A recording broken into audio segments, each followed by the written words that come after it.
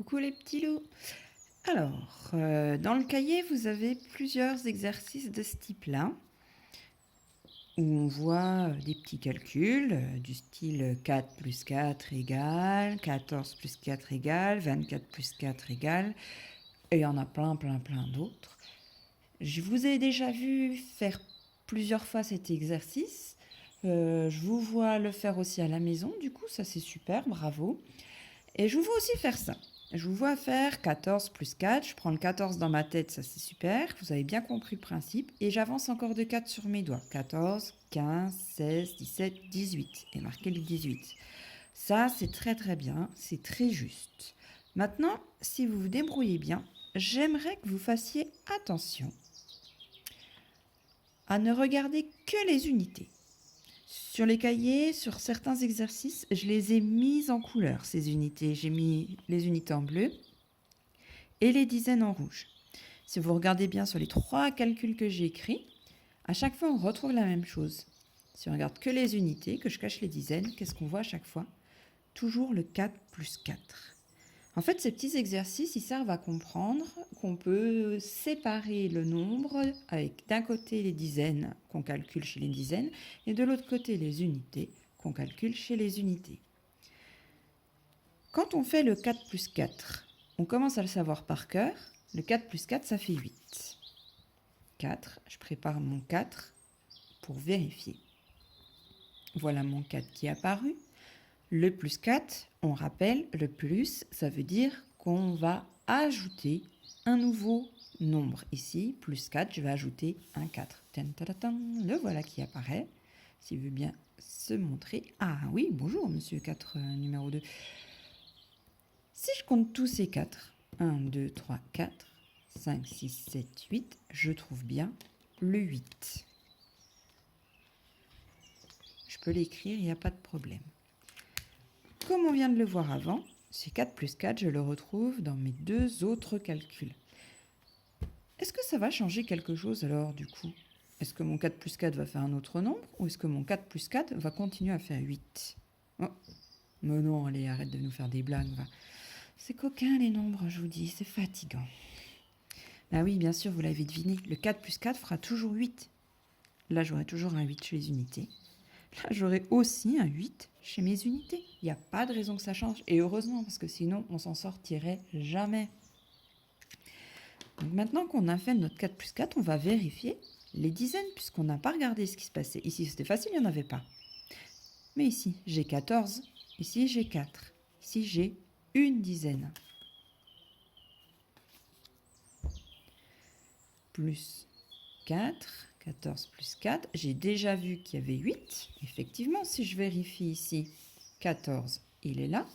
Je ravance plus 4. Ça ne change rien. À tout à l'heure, j'ai toujours mon 8 et je n'ai pas touché à ma dizaine.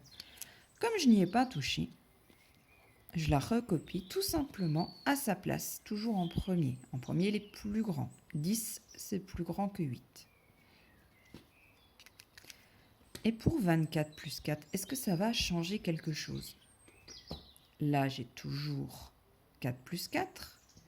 4 plus 4, qu'il soit caché chez le 10, qu'il soit caché chez le 20, ça ne change rien. 4 plus 4 feront toujours 8. Et si j'ai 2 dizaines cette fois-ci, est-ce que ça va changer quelque chose si je commence par le 24, j'ai toujours un 4. Si je lui rajoute l'autre 4, pareil, j'ai toujours mon 8. Est-ce que j'ai touché aux 2 dizaines? Non.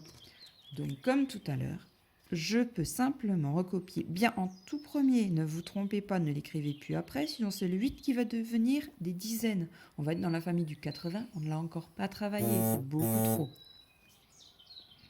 Donc là, on aura 28 cette fois-ci. 20 et encore 8. Alors pourquoi c'est important? Parce que vous l'avez montré, hein, on peut très bien le compter sur ses doigts, ça va super vite. C'est important parce que pour les enfants, ça montre qu'il y a une régularité. 4 plus 4 chez les unités, ça fera toujours 8. Mais cette régularité, cette chose qui ne changera jamais, on la retrouve aussi chez les dizaines. 4 dizaines plus 4 dizaines, on a quand même des 4. 4 et 4, ça fera quand même 8. Même si on est chez les dizaines, j'aurai 8 dizaines. Mon 0 plus mon 0, ça fera toujours un 0, quoi qu'il arrive. Cette régularité est très importante puisqu'on va la retrouver dans nos grands nombres. 4 plus 4, 8. 4 unités, 8. 4 dizaines plus 4 dizaines, 8 dizaines. Et c'est très important puisque d'ici la fin de l'année de CP, on va commencer à calculer avec des très grands nombres. Cette fois-ci, on n'aura pas assez de doigts pour avancer. Eh bien, cette régularité, c'est pas facile à dire, hein. Cette régularité, on va la retrouver aussi ici. Notre 4 plus 4 fera quand même 8. Notre 3 plus 2, même si c'est des dizaines, ça fera toujours 5. Mon nombre sera 58.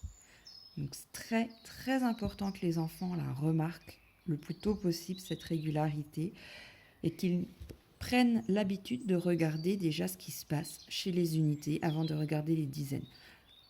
Leur calcul est juste, hein, qu'ils fassent 24 plus 4 en avançant sur les doigts, c'est très très bien. Mais s'ils arrivent en plus à remarquer que les unités peuvent se calculer entre elles et les dizaines se calculer entre elles aussi de leur côté et qu'on sait faire des petits calculs, il n'y a pas de problème, ça va aller super bien du coup pour la fin de l'année quand on fera des grands calculs avec les nombres et surtout des additions posées à plusieurs nombres les uns au-dessus des autres. Voilà, j'espère que je vous ai assez bien expliqué le truc. Maintenant, si vous arrivez à le faire à la maison, c'est super. Si vous n'y arrivez pas, ne vous inquiétez pas. Je voulais juste vous expliquer pourquoi est-ce que certains exercices ont ces répétitions dans le cahier. À bientôt!